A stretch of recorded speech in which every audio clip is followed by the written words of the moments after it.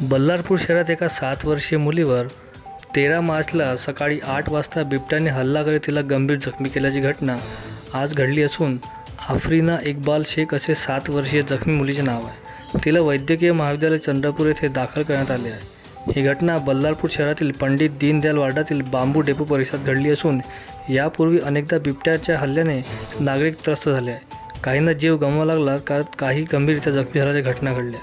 या परिसरात जंगललगत भागाकडून फेन्सिंग करण्याची मागणी परिसरातील नागरिक गेल्या अनेक वर्षांपासून करीत आहे, मात्र प्रशासन दुर्लक्ष करीत असल्याचा आरोप नागरिकांनी केला आहे। उसका आफरीन शेख है नाम, बल्लाशाह, पंडित दीनदयाल बम्बू सप्पी, और उसको शेर ने घर के पास से रोड से उठा के ले गया।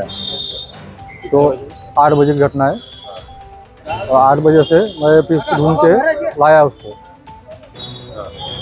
तो ये शेर था, उसको पकड़ के मैंने उसको धक्का मार के लाया।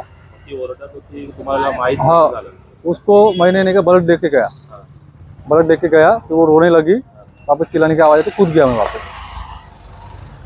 दवाखान्यात आणलाय? हाँ, दवाखान्यात आणलं। डॉक्टर काय म्हणते? डॉक्टर म्हणते टाके मारा लागते। तुम्ही काय मागणी आहे तुमची? प्रशासनाकडे काय मागणी आहे?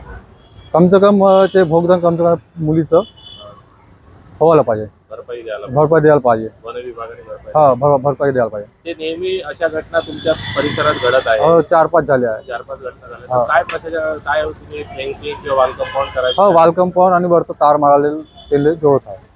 परंतु आपल्याला पाहायला भेटत आहे की शेरची जे दुर्घटना आहे, वाघ आणि बिबट्या इथे सामान्य मुलीला आज पकडला आहे आणि त्याले जोराने मार लागला आहे। त्याच्या डोक्यावर पूर्ण फाडून टाकला आहे वाघाने, वाघाच्या नखाने पूर्ण त्याच्यावर हमला झालेला आहे आणि त्याला आज टाके लागणार आहे।